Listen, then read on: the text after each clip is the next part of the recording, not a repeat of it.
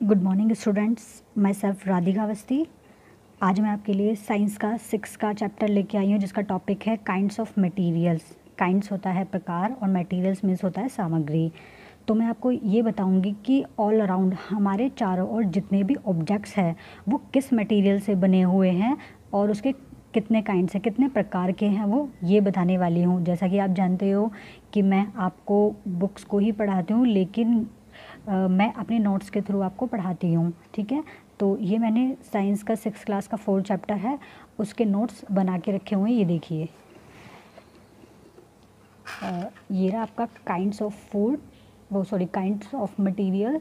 तो मैं आपको बता देती हूँ। सबसे पहले हम डेफिनेशन पढ़ लेते हैं मटेरियल्स की। ठीक है, तो ये देखिए, we find a wide variety of objects around us.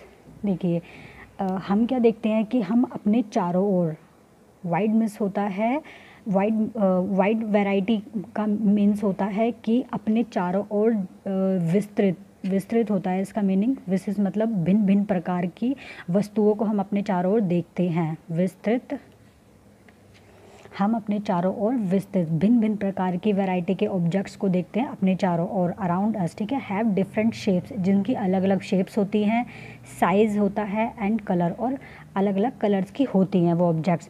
Some objects are made of paper, कुछ ऑब्जेक्ट्स ऐसे होते हैं जो पेपर से बनते हैं।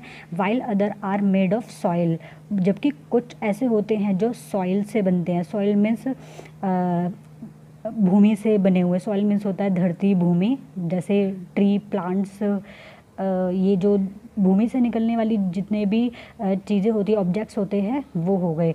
और मड, ठीक है, मड क्या हो गई, हमारी मिट्टी, कीचड़, इसको हम मड बोलते हैं। ठीक है, बहुत सी ऐसी चीज़ें होती है जो मिट्टी से बनी हुई होती है, वो हमें, मिट्टी से बने हुए ऑब्जेक्ट होते हैं वो हमें शो होते हैं, दिखाई देते हैं। और धरती से निकले हुए जितने भी ऑब्जेक्ट्स होते हैं वो हमें शो होती हैं। ठीक है, तो ये सारे ऑब्जेक्ट्स हमें अपने चारों ओर दिखाई देते हैं। Some many be made of plastic, कुछ ऐसे ऑब्जेक्ट्स होते हैं जो प्लास्टिक से बनते हैं। While other are made of glass, कुछ ऐसे होते हैं जो हमें, ग्लास मीन्स कांच होता है, कांच से बने होते हैं। कुछ वुड मीन्स लकड़ी से बने होते हैं, फाइबर से बने होते हैं, स्टील से बने होते हैं, एंड लेदर और चमड़े से बने होते हैं। Are some more example of material, ये सभी के सभी एग्जाम्पल्स हैं मटेरियल्स के। ठीक है, सामग्री बोलेंगे इन्हें। इतने टाइप्स के ये मटेरियल्स हैं। ठीक है, तो ये सारे के सारे ऐसे मटेरियल्स हैं जो हमें हमारे चारों ओर पाए जाते हैं। ठीक है, अब हम बात करते हैं क्लासिफिकेशन, मीन्स इन सारे मटेरियल्स की, इन सारे ऑब्जेक्ट्स का हमें क्लासिफिकेशन करना है। ठीक है, क्लासिफिकेशन का हिंदी में मीनिंग होता है वर्गीकरण। ठीक है, उसको पूरी तरह से डिफाइन और एक्सप्लेन करना। ये देखिए students, many objects are made of different materials. ठीक है, ये मैंने ऊपर भी आपको बता दिया था कि बहुत से ऑब्जेक्ट्स, हमारे चारों तरफ बहुत सारे ऑब्जेक्ट्स होते हैं। ठीक है, बहुत सारी वस्तुएं होती हैं, वो जीवित भी हो सकती है, अजीवित भी हो सकती है। बहुत सारे ऐसे ऑब्जेक्ट्स हैं जो डिफरेंट मटेरियल से बने हुए हैं, अलग अलग मटेरियल से बने हुए हैं। फॉर एग्जाम्पल दिखा देती हूँ मैं, इसमें दिया हुआ है। For example, a container could be made of glass. एक, मान लो हम एक कंटेनर की बात कर लेते हैं। कंटेनर मीन्स होता है कनस्तर या डब्बा वगैरह जो भी होता है, कि एक कंटेनर है, could be made of glass, वो ग्लास से, कांच का भी बना हो सकता है, प्लास्टिक से भी बना हो सकता है, और कॉपर से भी। कॉपर मीन्स मेटल की धातुएं होती हैं। ठीक है, कॉपर से बना हो सकता है। ठीक है, ये एग्जाम्पल में दिया हुआ है कि कोई एक कंटेनर है जो प्लास्टिक का भी बन सकता है, कांच का भी बन सकता है, और कॉपर का भी बन सकता है। ये सारे हमारे मटेरियल्स ही हो गए ना, कांच हो गया, प्लास्टिक हो गया, कॉपर हो गया, ये हमारे मटेरियल्स हो गए हैं। तो वो एक कंटेनर, तो वो 3 मटेरियल से बन सकता है। ठीक है, तीनों मटेरियल से वो बन सकता है कंटेनर जो है। Many object are made of the same material, बहुत से ऐसे ऑब्जेक्ट हैं जो सेम मटेरियल से बनते हैं। जैसे वो कंटेनर है, सेम मटेरियल से बन सकते हैं वो। ठीक है, फॉर एग्ज़ाम्पल, उसका एग्ज़ाम्पल है बुक्स। ठीक है, ऊपर वाले में क्या दिया हुआ था कि कंटेनर एक है लेकिन ये 3 मटेरियल से बने हुए हैं, कि कांच से भी बन सकता है, प्लास्टिक से भी, और कॉपर से भी बन सकता है कंटेनर। ठीक है, इसमें क्या दिया हुआ है, मटेरियल एक है लेकिन चीज़ें बहुत सारी बन सकती हैं। जैसे कि बुक्स, पेपर होता है, पेपर से हम बुक्स बना सकते हैं, नोटबुक्स बन सकती है, न्यूज़पेपर बन सकते हैं, are all original made up of paper. ये सारे के सारे ओरिजिनल्स हैं किसके, पेपर के। ये सारी की सारी जो जितनी भी चीज़ें हैं या और भी जितनी भी चीज़ें जो पेपर से बनाई जा सकती है, मटेरियल उसका एक ही है पेपर, लेकिन बन बहुत सी चीज़ें रही हैं। ऑब्जेक्ट इसमें बहुत सारे बन रहे हैं लेकिन मटेरियल इसमें एक ही है, पेपर। ठीक है, पेपर से बने हुए मटेरियल, पेपर जो मटेरियल है उससे बने हुए ये सारे सारे ऑब्जेक्ट्स हैं। ठीक है, for grouping things classification is essential identification of object. ये जो ऑब्जेक्ट्स हैं ये किस टाइप से शो क्लासिफिकेशन किया जा सकता है इसका। अब ग्रुपिंग थिंग्स का मीनिंग होता है, जैसे अंगूर का गुच्छा होता है तो उसमें सभी अंगूर एक ही गुच्छा होता है लेकिन उसमें सभी अंगूर सभी दाने सेम होते हैं। तो उसी तरह से इसमें ये क्लासिफिकेशन किया गया है, आइडेंटिफिकेशन दी हुई है कि एक ऑब्जेक्ट को बताने के लिए कि मटेरियल तो है एक ही लेकिन उसमें बनाई गई जो चीज़ें वो सारी पेपर से ही बनाई गई हैं। अंगूर के गुच्छे में सभी अंगूर सेम होते हैं, उसी प्रकार से एक पेपर से, ये न्यूज़पेपर भी सेम पेपर से ही बनता है, मटेरियल एक ही है लेकिन उसमें जो ऑब्जेक्ट्स हैं वो सारे एक ही मटेरियल से बने हुए हैं। जैसे न्यूज़पेपर वो भी पेपर से है, नोटबुक है वो भी पेपर से बना है, और जो बुक्स है वो भी पेपर से बनी हुई है। तो ये इस टाइप से वर्गीकरण किया हुआ है, आइडेंटिफिकेशन है ऑफ ऑब्जेक्ट्स का। ठीक है, sorting object, location things, understanding similarities and dissimilarities among objects. और उसमें क्या दिया हुआ है, शॉर्ट में ऑब्जेक्ट्स की लोकेशंस, अंडरस्टैंडिंग, सिमिलरिटी, बराबरी और डिसिमिलरिटीज़ अमंग देम सारे ऑब्जेक्ट्स में की गई है। ठीक है, कौन सा सेम है कौन सा सेम नहीं है उसकी क्लासिफिकेशन वर्गीकरण किया गया है। ठीक है, देखिए स्टूडेंट्स, अब हम बात करते हैं प्रॉपर्टीज़ ऑफ मटेरियल्स की प्रॉपर्टीज़ के बारे में बात करते हैं। प्रॉपर्टीज़ मीन्स होता है उसकी आवश्यकताएं, गुण। ठीक है, अब हम फर्स्ट स्टेप ले लेते हैं, ये है अपीयरेंस मीन्स होता है आगमन का हिंदी में मीनिंग, तो अपीयरेंस का हिंदी में मीनिंग आगमन होता है। और आगमन मीन्स होता है कि वो चीज़ें जो हमें प्रकृति से मिली है या हमारी इस धरती पर ही पहले से पाई गई हैं। आगमन मतलब जो प्रस्तुत हैं अभी इसी वक्त हैं, चाहे वो हमें नेचुरली मिली हो या फिर पहले से ही यहाँ पर हो, वो सारी चीज़ें के बारे में बताया जा रहा है, उसे बोलते हैं अपीयरेंस मीन्स होती है आगमन, मत मीन्स अभी निकली हुई। ठीक है, अब ये देखिए, objects around us look very different. हमारे चारों ओर जितने भी ऑब्जेक्ट्स हमें दिखाई देते हैं वो बहुत डिफरेंट्स होते हैं फ्रॉम ईच अदर, एक दूसरे से बिल्कुल डिफरेंट्स होते हैं। अब आप एक रूम में ही चले जाओ, एक रूम में जितनी भी चीज़ें आपको दिखाई देती हैं, कोई सोफ़ा है या बेड है, अलमारी है, कुछ भी ऑब्जेक्ट है, वो एक ही शेप का तो हो नहीं सकता ना, या एक ही कलर का नहीं हो सकता, तो डिफरेंट शेप्स के होते हैं, एक दूसरे से, ईच अदर मीन्स होता है एक दूसरे से भिन्न होते हैं, एक दूसरे से अलग होते हैं। This is because the nature और material from which they are made different from each other. यह क्यों होता है, क्योंकि ये कुछ ऐसे मटेरियल्स होते हैं, कुछ ऐसे ऑब्जेक्ट होते हैं जो नेचुरली होते हैं और कुछ अननेचुरली होते हैं। ठीक है, तो इसलिए ये एक दूसरे से डिफरेंट होते हैं और एक दूसरे से अलग अलग हमें दिखाई देते हैं, क्योंकि नेचुरल चीज़ें तो अलग ही होंगी और हाथों से बनाई हुई चीज़ें अलग होंगी। तो बहुत सारे जितने भी ऑब्जेक्ट्स हैं वो हमारे भिन्न प्रकार के होते हैं, डिफरेंट्स होते हैं, एक दूसरे से अलग अलग होते हैं। Rubber appearance very different from would. जैसे देखा गया है कि रबर जो होती है, रबर कैसी होती है, रबर हमारी डिफरेंट होती है फ्रॉम वुड से। ठीक है, रबर और लकड़ी में डिफरेंस होता है ना, रबर सेम वुड जैसी, लकड़ी जैसी तो नहीं दिखेगी ना, तो रबर अलग होती है और वुड अलग होता है। तो रबर डिफरेंट होती है वुड से, लकड़ी से, रबर लकड़ी से अलग होती है। Copper appearance very different from silver और गोल्ड। जो कॉपर होता है वो भी डिफरेंट होता है फ्रॉम सिल्वर और गोल्ड से, वो भी डिफरेंस होता है। ठीक है, सेम तो नहीं होता ना, but copper same time but at the same time if you look at them carefully, metals like copper, iron, silver, gold and aluminium have a common properties. लेकिन एक चीज़ है कि जो ये सारी की सारी जो चीज़ें हैं मेटल से रिलेटेड, जो भी जैसे silver, gold, iron, aluminium, silver, iron, copper, ये जो सारा जो मेटल है ये मेटल्स में आ जाता है। देखा जाए तो जो मेटल्स है वो सभी सेम ही माने जाते हैं। ठीक है, ये सेम होते हैं। They are shine rubber not shine, ठीक है, क्योंकि ये सारे जो मेटल है वो शाइन करते हैं और रबर और वुड शाइन नहीं करते हैं। तो इस तरह से देखा जाए ये शेप तो इनकी अलग अलग हो सकती है, गोल्ड, सिल्वर, कॉपर और एल्युमिनियम, इन सब की शेप्स अलग अलग हो सकती है, लेकिन जो इनका मेटल्स है, मटेरियल है, वो सेम होता है, मतलब शाइन करने वाला होता है, जबकि रबर और वुड का शाइन करने वाला नहीं होता है। हाँ जी स्टूडेंट, अब इसका सेकंड पार्ट आता है टेक्सचर। टेक्सचर मीन्स होता है किसी चीज़ को टच करके उसका अनुभव किया जाए। इसका हिंदी में मीनिंग होता है विशिष्ट अनुभव। अलग अलग टाइप का हमें इसमें अनुभव होता है, एक्सपीरियंस होता है। मीन्स टच करते ही हमें पता चल जाएगा कि ये टफ है, रफ है, ठोस है, सॉलिड है, लिक्विड है, सॉफ्ट है। मिस छू के ही इसका अनुभव, छूते ही इसका पता चल जाता है कि ये मटेरियल कैसा है, सॉफ्ट है, हार्ड है, लिक्विड है और सॉलिड है, क्या है उसके बारे में हमें इस टेक्सचर से पता चलता है, जिसमें टच करते ही हमें उसका अनुभव हो जाता है। तो ये देखिए, materials which can be compressed easily. Compress means होता है दबाना या छूना, दबाकर। Material which can be compressed easily are soft while those can't be compressed are hard materials। वो टेक्सचर वो चीज़ होती है जिससे मटेरियल्स को टच करके कैन बी कंप्रेस, कि उसको छू कर, दबा कर ये पता चल जाए कि वो सॉफ्ट है। While those that can be compress are hard material, जबकि किसी भी मटेरियल्स को दबा कर देखा जा सके कि वो सॉफ्ट है, हार्ड है, कैसा है, इसके बारे में हमें टेक्सचर से पता चलता है, ठीक है। Diamond is known as the hardest substance. जो डायमंड होता है, डायमंड एक हार्डेस्ट सब्सटेंसेस माना गया है, ठीक है। हार्डेस्ट मीन्स टफ, जिसे दबाया नहीं जा सकता, हार्डेस्ट सब्सटेंस है।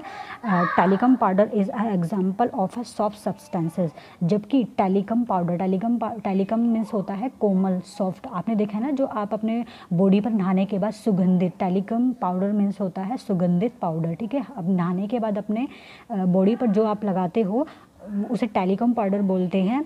तो वो क्या होता है, कितना सॉफ्ट होता है ना, कि हम छूते हैं तो हमें पता भी नहीं चल पाता कि हम उसे छू रहे हैं, नहीं छू रहे, इतना सॉफ्ट होता है वो, ठीक है। तो ये चीज़ तो सॉफ्ट होगी, और जो डायमंड है वो हार्डेस्ट सब्सटेंसेस है, और जो टेलीकॉम पाउडर है वो एग्जांपल है सॉफ्ट सब्सटेंसेस है, फूलों की तरह से वो सॉफ्ट होता है, ठीक है। Marble has a smooth surface. जबकि ये देखा गया है कि अब इसमें हार्ड और सॉफ्ट के बारे में तो मैंने बता दिया है, अब इसमें एग्जांपल दिया हुआ है स्मूथ का। स्मूथ मीन्स थोड़ा, स्मूथ मीन्स आपको पता ही है, थोड़ा सॉफ्ट सा, मतलब छूने में फिसलने वाला, दिखने वाला सरफेस जिसका हो उसे स्मूथ बोलते हैं। जो मार्बल होता है, मार्बल हमारा एग्जाम्पल है स्मूथ सरफेस का, जिसे छूने से फिसलने का एहसास हो, छूते ही हमारे हाथ फिसल जाए उसे बोलते हैं स्मूथ सरफेस।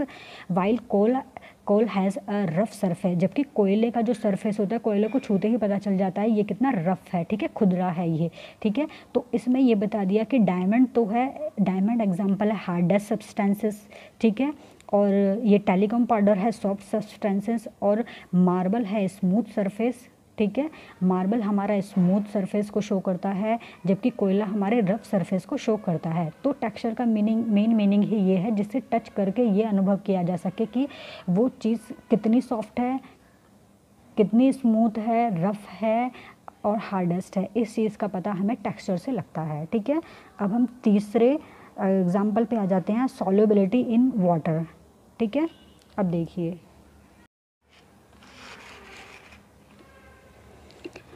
हाँ तो स्टूडेंट्स, हम बात कर रहे थे ना सॉल्युबिलिटी इन वाटर। सॉल्युबिलिटी का मीनिंग होता है घुलनशील,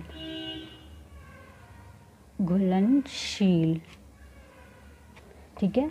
तो इसमें दिखाया गया है कि वाटर में कौन सी चीज़, कौन सा ऑब्जेक्ट घुल सकता है और कौन सा नहीं घुल सकता। हमारे चारों ओर जितनी भी चीज़ें हैं, हमें ये देखना है कि कौन सी वाटर में सॉल्युबल है, डिसॉल्व है, और कौन सी नहीं है, ठीक है। कौन सी घुल सकती है और कौन सी नहीं घुल सकती। हम इसमें बता देते हैं चैप्टर में आपको कि कौन सी घुल सकती है और कौन सी नहीं घुल सकती। तो solubility in water is the property of object to dissolve in water. तो जो सॉल्युबिलिटी है, घुलनशीलता देखनी है हमें वाटर के अंदर कि कौन सी प्रॉपर्टी ऑफ ऑब्जेक्ट की कौन सी ऐसी प्रॉपर्टी है, कौन सा ऐसा ऑब्जेक्ट है जो डिसॉल्व मीन्स घुलनशील है वाटर में कौन सा घुलनशील है, मतलब घुल सकता है। Common salt and sugar dissolve in water. आपने देखा होगा सॉल्ट जो नमक होता है, नमक एंड शुगर चीनी होती है, dissolve in water. Dissolve means होता है घुलना। सॉल्ट और शुगर वाटर में घुलनशील है, ठीक है, इजीली घुल जाती है। हम डालते हैं, चीनी को डाल देते हैं, नमक को डाल देते हैं, वो आराम से वाटर के अंदर घुल जाती है। हमें दिखाई भी नहीं देती कि इसमें हमने चीनी या नमक डाला है या नहीं डाला, वो आराम से उस वाटर जैसा ही हो जाता है, घुल जाता है उसके अंदर। हमें टेस्ट करके पता करना होता है कि इसमें चीनी डाला है कि नमक डालना है, क्योंकि वो बिल्कुल घुल के पानी में ही मिक्स हो जाता है, ठीक है। And are cold water soluble substances. नमक और शुगर पानी में घुलनशील है और इन ऑब्जेक्ट्स को कॉल्ड वाटर सोल्यूबल सब्सटेंसेस, ठीक है, सोल्यूबल सब्सटेंसेस बोला जाता है। सब्सटेंसेस क्या होते हैं? ठोस तरल पदार्थ होते हैं, ठीक है, जो पानी में घुलनशील होते हैं। Substances that did not dissolve in water are called water insoluble substances like sand and chalk powder. और भी बहुत से ऑब्जेक्ट्स होते हैं जो डिसॉल्व होते हैं, जो पानी में घुलनशील नहीं होते हैं, उनको क्या बोला जाता है? Are cold water insoluble. उनको क्या बोला जाता है? वाटर इनसॉल्यूबल सब्सटेंसेस बोला जाता है। लाइक जैसे कि कौन से होते हैं वो? सैंड, रेत एंड चॉक पाउडर। रेत और चॉक का पाउडर, आप एग्जाम्पल के थ्रू आप अपने घर में भी एक्टिविटीज़ करके देख सकते हो। सैंड मीन्स होता है रेत, और चॉक को घिस के उसका पाउडर सा बना के आप पानी में डाल के देखना, ये पानी में नहीं घुलेंगे, ठीक है। रेत थोड़ा हैवी होगा, वो नीचे बैठ जाएगा, जबकि चॉक हल्की होगी, वो ऊपर ही तैरती रहेगी, लेकिन पानी में घुलेगी नहीं। ये सॉल्ट और शुगर की तरह पानी में डिसॉल्व नहीं होगी, ठीक है। ये एग्जाम्पल है इनसॉल्यूबल सब्सटेंसेस के, जो पानी में घुलनशील नहीं हैं, ठीक है। अब देखते हैं, vinegar, alcohol and lemon juice are same liquid that dissolve in water are said to be miscible liquid that dissolve in water are said to be ये जो विनेगर होते हैं, विनेगर होता है सिरका, अल्कोहल, ठीक है, एंड लेमन जूस।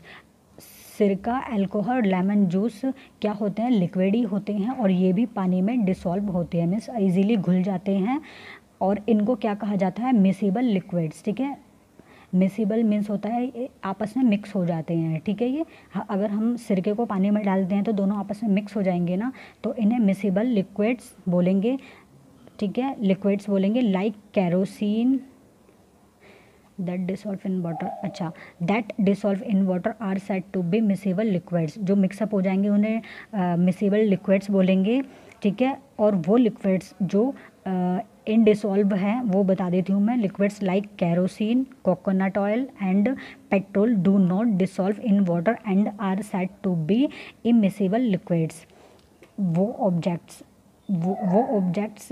मटेरियल्स जो पानी में नहीं घुल सकते, ठीक है, मिक्सअप नहीं हो सकते हैं, वो कौन से हैं? Kerosene, coconut oil. आप डाल के देखना, कोकोनट ऑयल को डालेंगे वो ऊपर ऊपर तैरता रहेगा, कैरोसिन को डालेंगे वो भी ऊपर ही तैरेगा, पेट्रोल को डालेंगे तो भी ऊपर ही रहेगा, लेकिन वो मिक्सअप नहीं होगा। तो वो क्या है? Do not dissolve in water. पानी में डिसॉल्व मीन्स नहीं घुल सकते हैं, and are said to be immiscible liquids, और उनको क्या बोलेंगे? इमिसिबल लिक्विड्स, जो आपस में मिक्सअप नहीं होने वाले लिक्विड्स हैं। एग्जाम्पल की बात करते हैं, फ्लोटिंग प्रॉपर्टीज़। फ्लोटिंग मीन्स होता है तैरना। उन ऑब्जेक्ट्स के बारे में बात होगी जो हमारे वाटर में तैर सकते हैं या नहीं तैर सकते, ठीक है। फ्लोट मीन्स तैर सकते हैं या नहीं तैर सकते, ठीक है। तो देखिए अब, some objects float in water. कुछ ऐसे ऑब्जेक्ट्स होते हैं जो पानी में तैर सकते हैं, अदर सिंक, और कुछ ऐसे होते हैं जो डूब जाते हैं। तो ये कैसे पता चलता है कि कौन से डूब सकते हैं या कौन से तैर सकते हैं? इसके बारे में पता चलता है कि अगर कोई ऑब्जेक्ट, अगर कोई चीज़, अगर कोई मटेरियल ठोस होता है, भारी होता है, मजबूत होता है, हैवी होता है, तो वो पानी में सिंक हो जाएगा, मीन्स डूब जाएगा। अगर कोई चीज़ हल्की होगी, ठीक है, वो पानी में फ्लोट करेगी, मीन्स तैरने लगेगी। कोई भी मटेरियल, कोई भी चीज़ हो, हल्की होगी तो वो पानी में तैरेगी, और अगर वो कोई चीज़ ठोस होगी, भारी होगी, तो वो सिंक हो जाएगी, मीन्स डूब जाएगी, ठीक है। Dried leaves float on the surface of the pond. Whereas a stone sink in water similarly.